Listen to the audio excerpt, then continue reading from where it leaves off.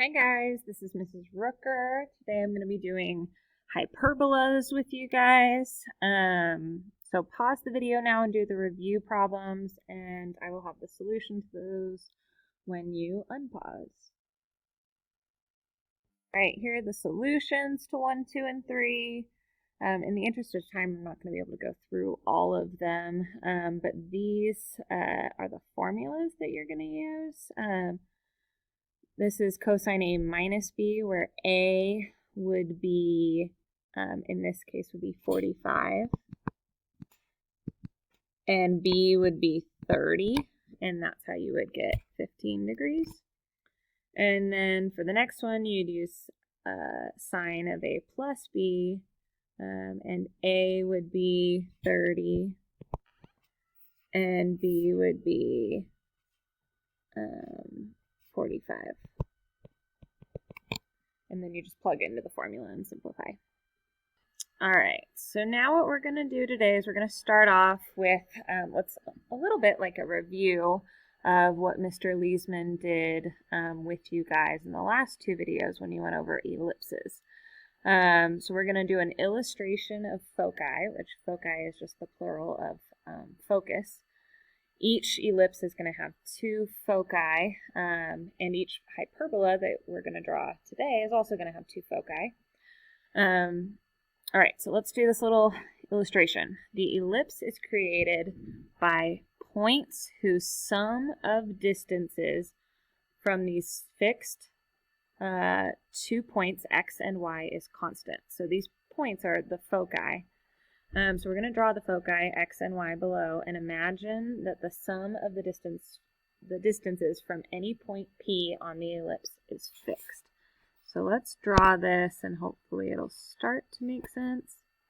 So we have x and y are our foci, and the ellipse is going to be around it. And my drawing isn't perfect, but the idea is that the distance here from a point on the ellipse, so we'll call that P, the distance from that point to one focus plus the distance from that point to the other focus, so we call that D1 and D2.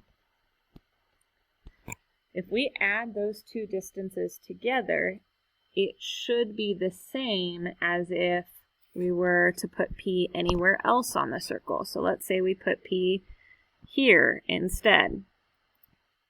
This distance plus this distance should be the same length as this total blue distance. So the total of the black lines plus the total of the blue lines there should add to the same distance.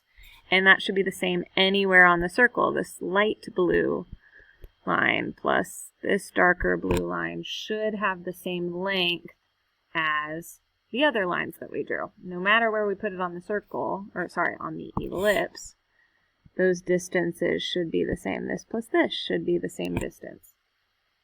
All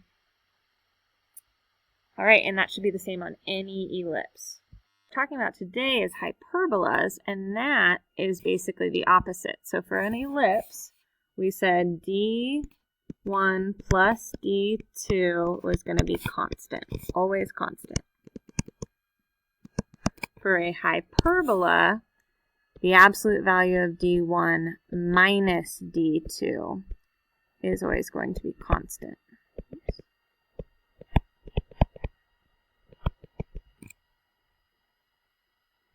Hyperbola looks kind of opposite almost of what, almost like an inside out ellipse, like an ellipse that's been split and turned inside out. So this is a hyperbola, a really ugly, rough sketch. This should be symmetrical. That was a very bad sketch of what a hyperbola should look like.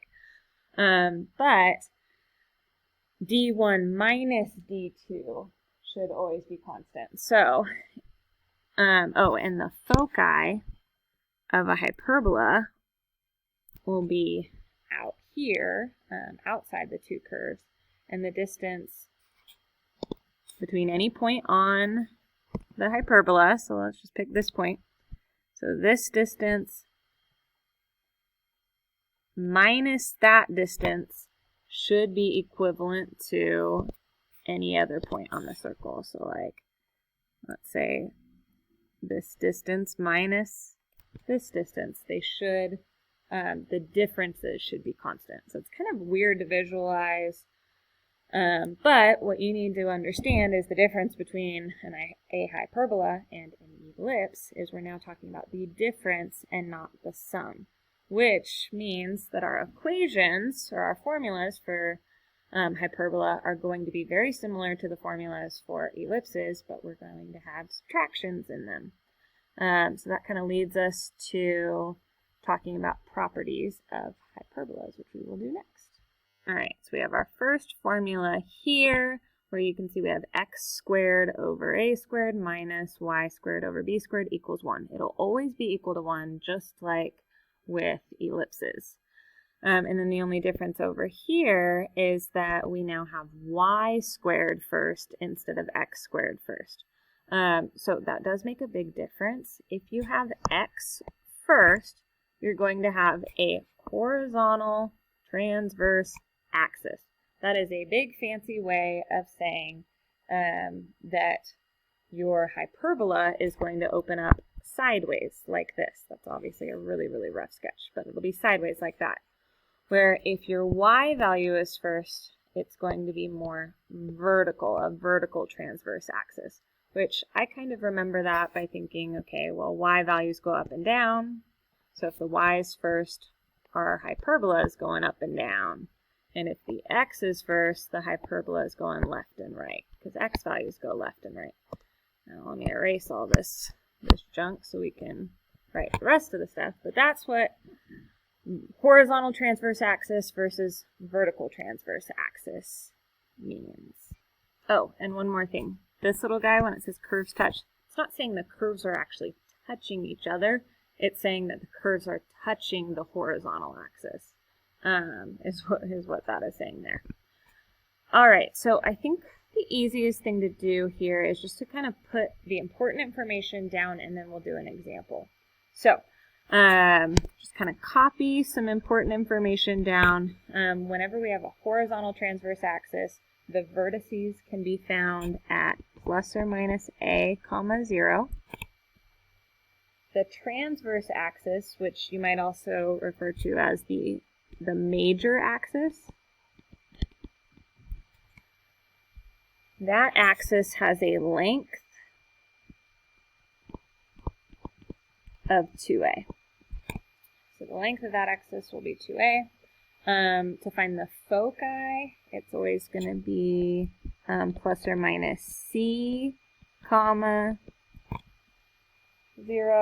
is how we're going to start finding it. And then obviously, or well, not obviously, but eventually we'll get to problems that aren't centered at the origin, and then we'll have to shift some things, but we'll get to that.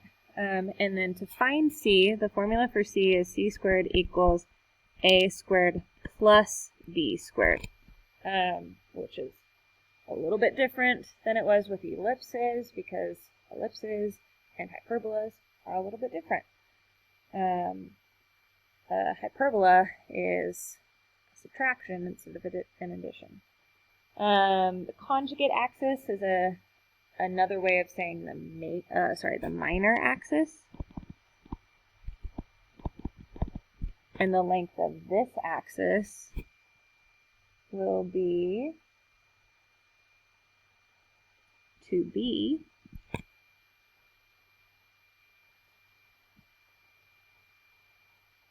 You will find points on the conjugate axis at 0, plus or minus b.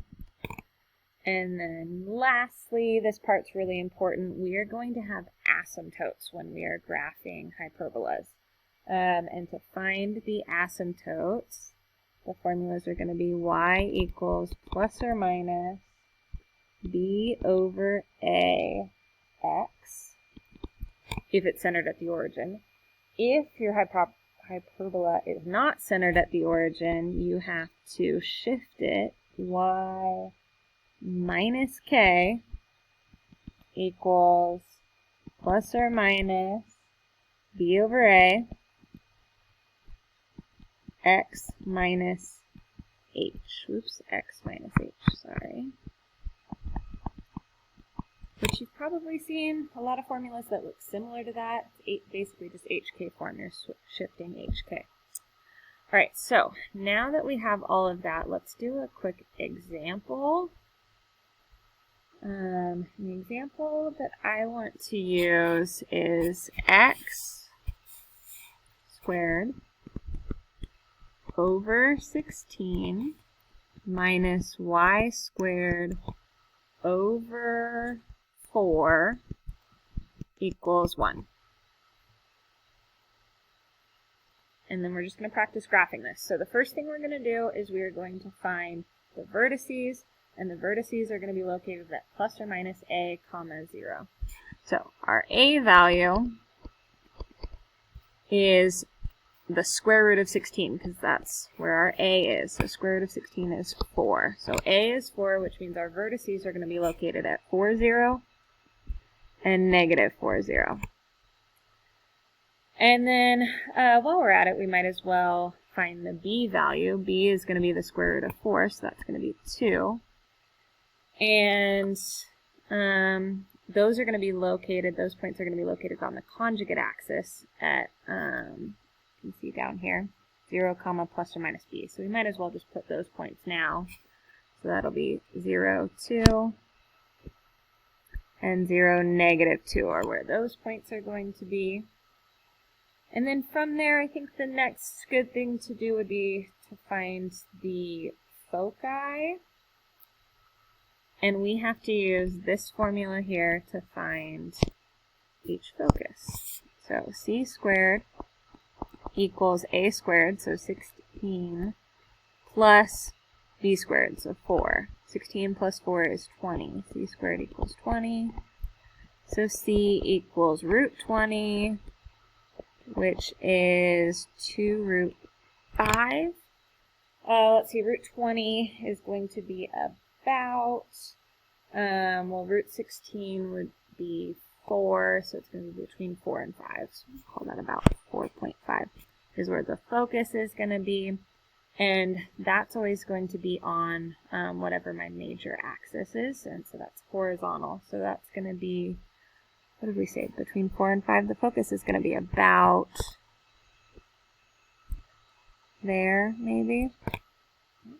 And the focus, or the foci, will always be outside of the curves, or I don't know, outside the curve. It'll be outside, not in between the two vertices. All right, so now that we have all these crazy points, what we are going to do is we're going to use the navy blue dots and the red dots, and we are going to create a rectangle. It's a dotted rectangle. Oops, I went too low on that one. Dotted rectangle. This is always how you're going to do this. Once you have your dotted rectangle, you are going to draw lines connecting the corner of each rectangle going through the center. And those are going to be the asymptotes. These asymptotes are going to be the lines that you're going to extend and use, oops, let me make sure I did them right. You're going to extend those, and those are going to be used to draw the curves of your hyperbola. Extend these.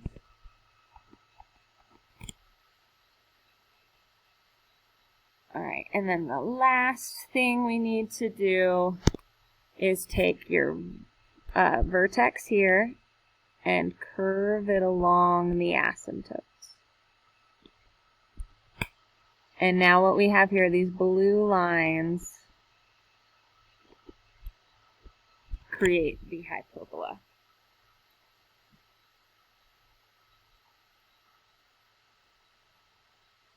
All right, moving on to if we have a vertical transverse axis. So for vertical, the vertices are going to be at 0, comma, plus or minus a, so it's just backward. The transverse axis is now going to be the y-axis,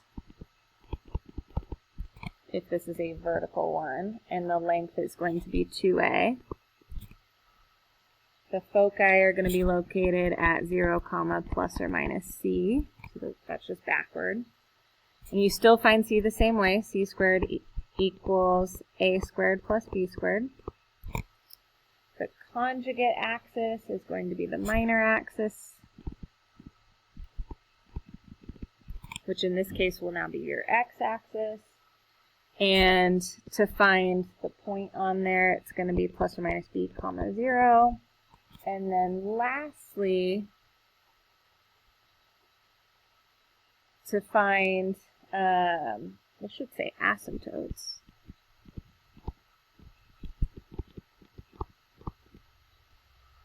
The asymptotes will be located at y equals plus or minus b over, oops, that's backward, a over b x. Or, if they're not centered at the origin, it'll be y minus k equals plus or minus a over b times x minus h. Alright, in the interest of time, since we're already halfway done with the video, I'm going to pause the video and then just draw an example here and then move on to some examples that we'll do together. So here's an example of what a vertical transverse axis will look like. It'll be more vertical, obviously, but we're going to move on so that we can actually graph several of these together. So steps for graphing. Plot the vertices. Use dashed lines to draw the rectangle crossing one axis at a plus minus a and the other at plus minus b. Draw the diagonals of the rectangle and extend them to make the asymptotes. Start hyperbola at the vertices and approach the asymptotes. So this is going to be horizontal, and I know that because the x came first. If the y came first, then it would be vertical. And I know that my a value is going to be the square root of 16, which is 4. My b value is the square root of 25, which is 5. And I'm going to draw my vertices, which are going to be at, I guess I don't need to write them, plus or minus 4, 0. So that's where my vertices are going to be. And then I'm also going to draw the b points here at 0, 5, and 0, negative 5. And then after that, what I'm going to do is draw a little dotted rectangle connecting those points. And that'll kind of outline and help me to know where my asymptotes are going to be.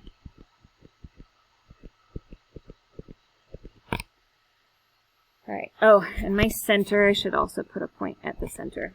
So my asymptotes are going to go through the corners of the rectangle, through the center, and extend outward. Try to draw them as straight as I can.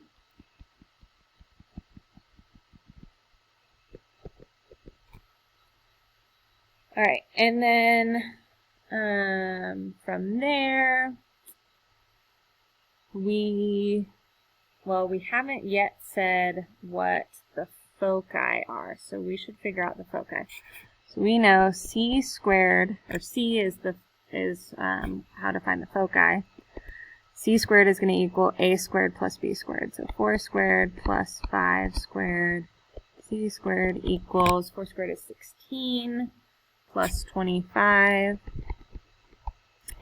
16 plus 25 is going to be 41.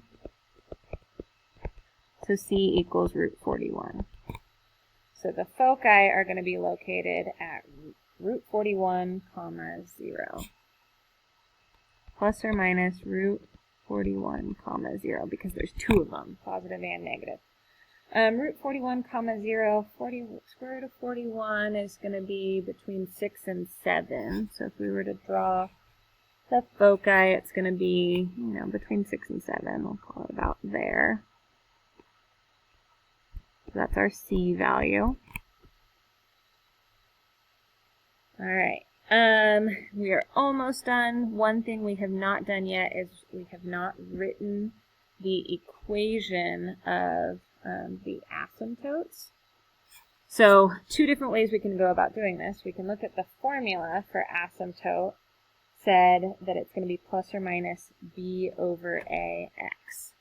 So y equals plus or minus b, which was 5, over a, which is 4x. And that should be the equation of these lines. The other way to do this is to actually just look at these. They have a y-intercept of 0. And then we count the slope up 1, 2, 3, 4, 5 over 1, 2, 3, 4, which is why the equation plus or minus 5 over 4x works. So that's the asymptote. Anything I am missing that I haven't written down? I should also write down what the center is. Center is 0. All right. Oh, and what I didn't do yet was actually graph it. So this is where I'm going to start at the vertex, and I'm going to curve along the asymptote. So start at the vertex, curve along the asymptote, and this should be symmetrical. It should look something like that.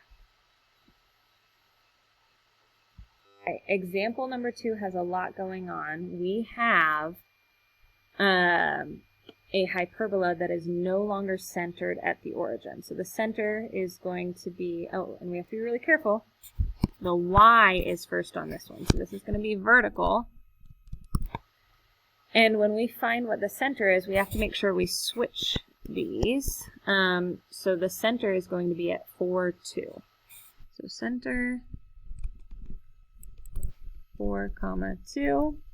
So let's draw that. 4, 2 is where we're centering everything around. So usually when I do this is I kind of picture that center as my new origin and kind of go from there to find all my other points. My a value is 3 because square root of 9. And then my b value is the square root of 16, so that's 4. But remember that this is now vertical, not horizontal. So the vertices are going to be 0 plus or minus a.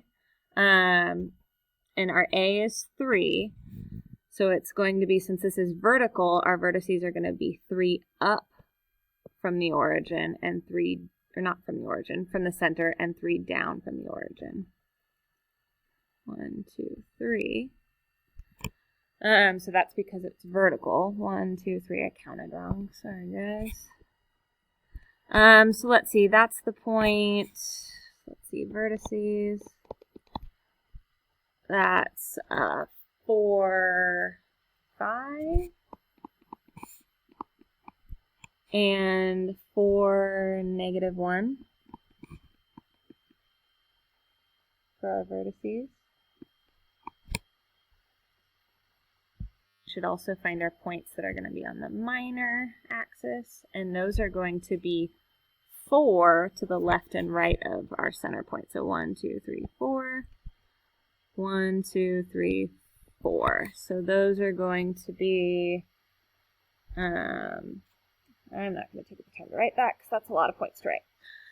And then from there, I'm just going to do my little rectangle.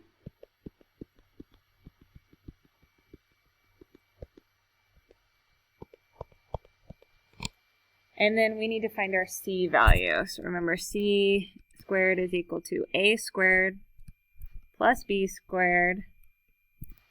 So c squared is going to equal 9 plus 16, which is awesome because we get whole numbers here.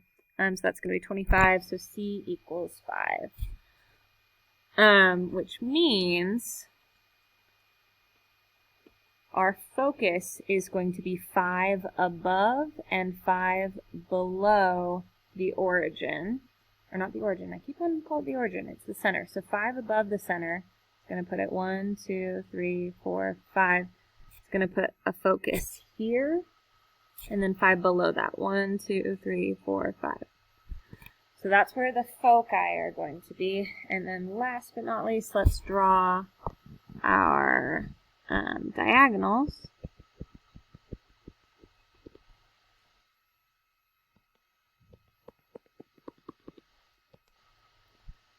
We can extend those.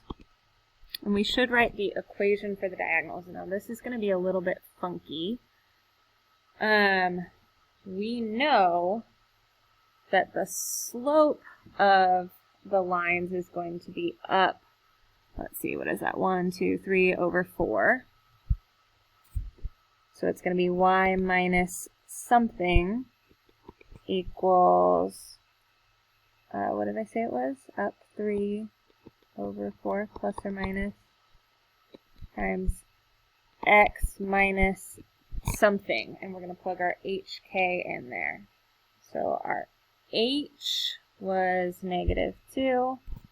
And our k is -4. So it's just these values here that have to go into our equation. And if we wanted to, we could distribute and simplify to get that into y equals mx plus b. Or, actually no, that's the best way to leave it for now, I would say. Now I keep forgetting to do the most important part. Now we need to actually draw the hyperbola. So, since this is vertical, this is our vertex. We curve it along those asymptotes. And I believe we're done. All right, let's try another one. So this is going to be another vertical one because the y is first. Let's find our a, b, and c. A is going to be square root of 25 is 5. B is going to be square root of 9, which is 3. And then let's just find the c while we're at it. C squared equals 25 plus 9, which is going to be 34. C squared equals 34. C equals root 34, which I don't think we can reduce, so we'll just leave it as root 34. So the foci are going to be located, actually we'll find this once we graph it. It's going to be a little bit easier to find. So let's actually graph where the center is. The C center is going to be located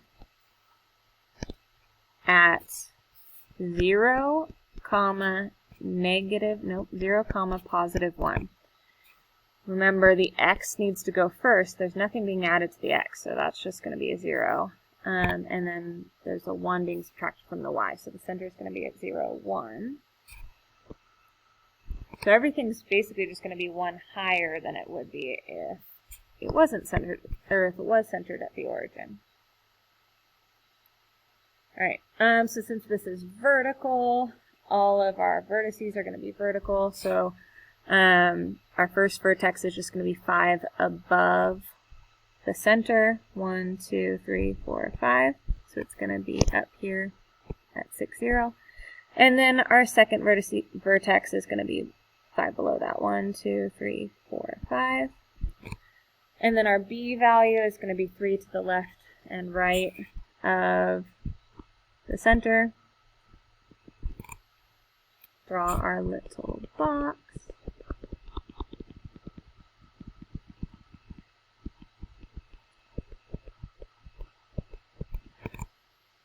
Alright, and then from there we should plot the focus. So this is where I want to talk about how to actually write the focus. So the focus is going to be, nothing was shifted left or right since the center was at 0, 1. So the focus is going to be located at 0, something. And it's going to be root 34 above the center. which is right here. So root 34 above that is just going to be 1 plus root 34.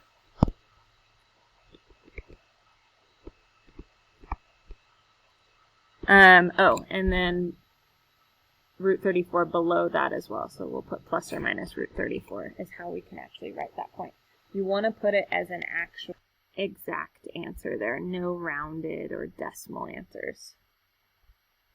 All right, so we've got the foci. Now let's plot the foci.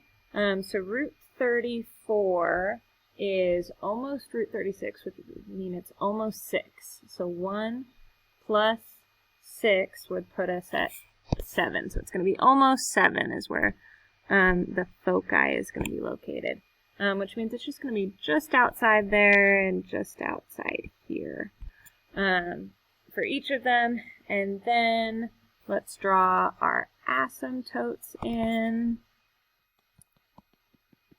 They're going to go through the center and extend outward. And then we want to write the equation for those. So it's going to be y minus k equals plus or minus. Since this is a vertical one, it's a over b times x minus h. The formula we're going to use, so this is going to be y minus 1 equals plus or minus a was 5, b was 3, times x. Since there was no h value, that should be our answer. I think that is all I really need to find. So now I'm just going to draw the hyperbola. Remember, this is vertical, so we're going to start it on that vertex here. Curve it along the asymptotes. Notice the foci here in red are outside of everything. Or, I don't know how to describe that. They're not in between the two curves. Alright, so now last one for today. We have an issue because this isn't equal to 1 like it should be. It should always be equal to 1. So we need to rewrite this.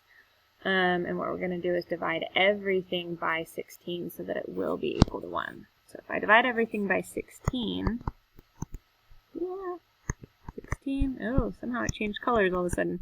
We'll end up with x squared over 1, that's interesting, minus y squared over 16 equals 1. So this will be a horizontal hyperbola because we have the x first. And our a value, trying to go fast and I keep messing things up. A is going to be 1 because square root of 1 is 1. B is going to be square root of 16, which is 4. And then let's use that information. Oh, we know the center is easy. It's going to be 0. There's no HK. So center is 0. A is going to be 1, and it's horizontal. So A is 1. This is going to be real skinny. And then our B is 4. 1, 2, 4. 1, 2, 3, 4. And we knew that A was going to be on that axis because we knew it's horizontal. All right, now let's find our C value. C squared equals 1 squared plus 4 squared. So C squared is going to equal 17. C equals root 17. So the foci, since those are going to be horizontal, are going to be at plus or minus root 17 comma 0, since those are horizontal.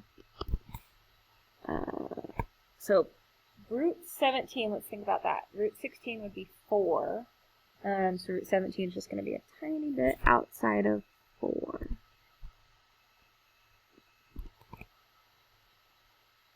All right, let's draw our little rectangle. It's going to be really skinny. And then our diagonals are also going to be kind of, I guess, tall and skinny.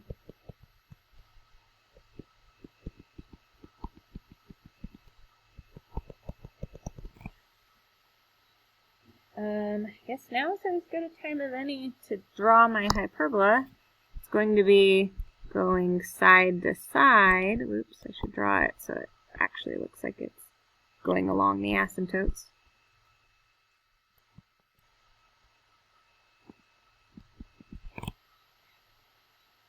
Alright, what am I missing? I should have written the equations for the asymptotes. So the asymptote should be pretty easy here because there's no h and k. It's just going to be y equals, and the slope of those lines is up 4 over 1. So that will just be plus or minus 4x. Could be the equations of those. I'm trying to think if I'm missing anything. I probably should have also written the vertices are plus or minus 1, 0.